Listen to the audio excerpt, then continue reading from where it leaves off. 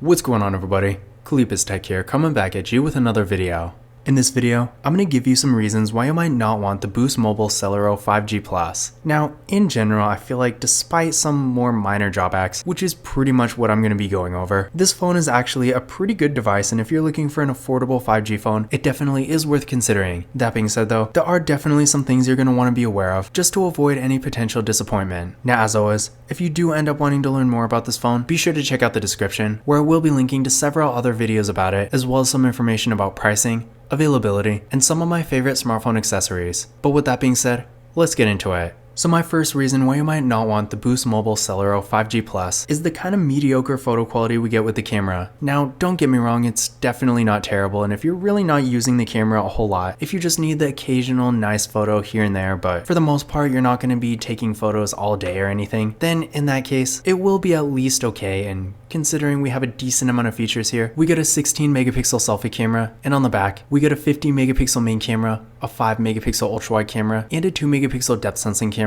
So yeah, in general, the features are okay, but honestly, in general, when it comes to the photo quality, I really wasn't that impressed. Now, to give you an idea of what it can do, here's some pictures taken with the Celero 5G Plus, and again, on one hand, they're definitely not terrible, and considering this phone is definitely on the affordable side, despite being around $289 at full price, for this phone most people are probably going to be paying less than half that. So considering this is a relatively affordable phone, the photos here are at least decent, but even then, if you're really trying to take good photos, even in this price range, I feel like you can do a lot better. Now, my second reason why you might not want the Boost Mobile Celero 5G Plus is because it doesn't have Face Unlock. So yeah, this is a little too bad considering I want to say almost every phone at this point in 2023 does have Face Unlock, even the ones that don't have a fingerprint scanner. That being said though, I know not everyone uses Face Unlock, so depending on what you actually prefer, it might not really be that big a deal. And honestly, considering this phone does have a nice fingerprint scanner right here on the power key, it probably isn't going to matter to most people, because as you can see here, the fingerprint scanner does work real well. So even though there's no Face Unlock here, chances are you probably weren't going to use it anyway. The third reason why you might not want the Boost Mobile Celero 5G Plus is because it can't record 4K videos. Now, this is yet another feature that may or may not even matter at all, really just depending on how you're using your phone, because on one hand, if you're really recording a lot of videos, you might want to get a nicer, higher resolution, and especially considering nowadays, at this point in 2023, most TVs are 4K. If you're recording a lot of videos, maybe for YouTube for example, you might want to get that higher resolution. But aside from that, if you're really just making videos for more of a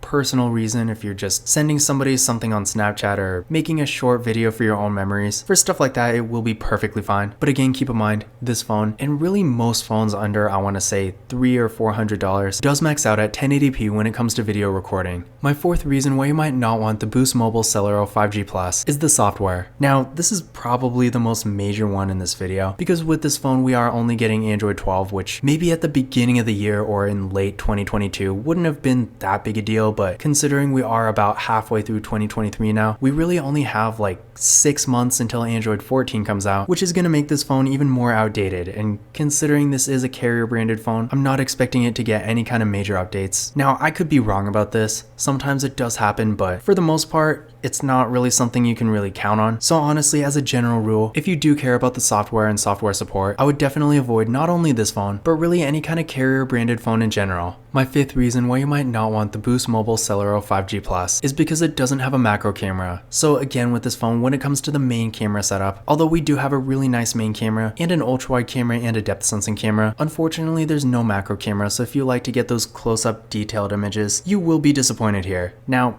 to be fair, honestly, I feel like an ultra wide camera is a lot more useful anyway, and I personally never use a macro camera even on phones that have one, but obviously I'm not everyone, so if you do have a macro camera on your current phone and you really like to use it a lot, then you might be disappointed here. My sixth reason why you might not want the Boost Mobile Celero 5G Plus is because it doesn't have stereo audio. Now, in case you don't know what this means, when a phone does have stereo audio, if you're doing something like watching a video, listening to music, stuff like that, sound is going to come out of both the main speaker and the earpiece, giving you a much nicer, louder, and more immersive experience. But unfortunately with this phone, sound only comes out of the main speaker, and the earpiece is only used for calls. So kinda disappointing here. Am I really surprised? No, not really. Just considering this is a lower end carrier branded phone. Phones like this typically don't have the best audio quality, but if you are consuming a lot of content without headphones or an external speaker, then just keep in mind you might not get the best audio experience. And then finally, my 7th reason why you might not want the Boost Mobile Celero 5G Plus is because it doesn't have one-handed mode. Now, it's funny, I want to say almost every phone at this point in 2023 is going to have some kind of one-handed mode, but the Boost Mobile Celero 5G Plus, being one of the few phones that honestly seriously needs it, of course doesn't have it. Now keep in mind, I don't know if you can really tell in this video, but this phone has an insanely large display at 6.95 inches with a 20.5:9 aspect ratio, so we're also getting a really tall narrow form factor. So the bottom line here is this phone is really large, and for some people it might not be the most comfortable to hold, and even aside from that, when you're using the phone with one hand, having such a large screen, it can be kind of awkward. Now, in case you don't know, one-handed mode basically shrinks the display down. It makes it a lot easier to use with one hand, but again, this phone doesn't have it, so you're pretty much stuck using it like this, which